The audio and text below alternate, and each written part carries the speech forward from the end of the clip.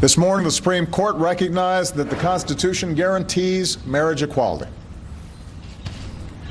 In doing so, they've reaffirmed that all Americans are entitled to the equal protection of the law. That was President Barack Obama's reaction 10 years ago today to the Supreme Court ruling giving same-sex couples the federally guaranteed right to marry. The ruling came almost 1 year to the day after a separate decision temporarily legalized same-sex marriage at the state level in Indiana. Well, some of the couples impacted by those rulings are reflecting on the legal fight for marriage equality. News 8's Hernan Gutierrez talked to a few of those individuals in this turning point in history. This is video from 11 years ago today. Rick Sutton and Bobby Owens got married at the Marion County Clerk's office after a federal judge ruled that Indiana's then ban on same-sex marriage was unconstitutional. 2 days later, another judge blocked that federal ruling, but in those 2 days, numerous couples rushed to the city-county building to have their marriages recognized. I spoke to Rick Sutton, as well as another couple who got married after the U.S. Supreme Court's decision 10 years ago, as they reflect on the past and wonder about the future. It's just an expression that you want to be able to make that you've been heretofore prohibited from making.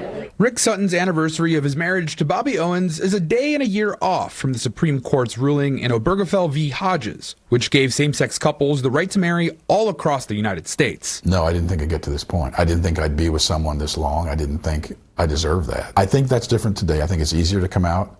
I think it's easier to stay out. Sutton is a longtime activist for the LGBTQ community and helped campaign against the proposed ballot measure to ban same-sex marriage last decade. During that time, Sutton worked alongside Katie Blair and her wife Megan Robertson, who first met while working to ensure marriage equality. We are just as boring as every other couple. We have the same fights about the same thing. Robertson says society has come a long way in terms of acceptance, but she says the current administrations, both at the federal and state levels, pose a threat to years of activism. There's no reason for all of this kind of hatefulness because we're all just people and everybody's just trying to live their lives and be happy. Reflecting on how far the LGBTQ community has come, all three raised concerns over the rights of non-binary and transgender people in today's political climate. And a threat to them is a threat to all of us. While we are so happy to have the rights that we have, we don't take any of it for granted because as quickly as we got them,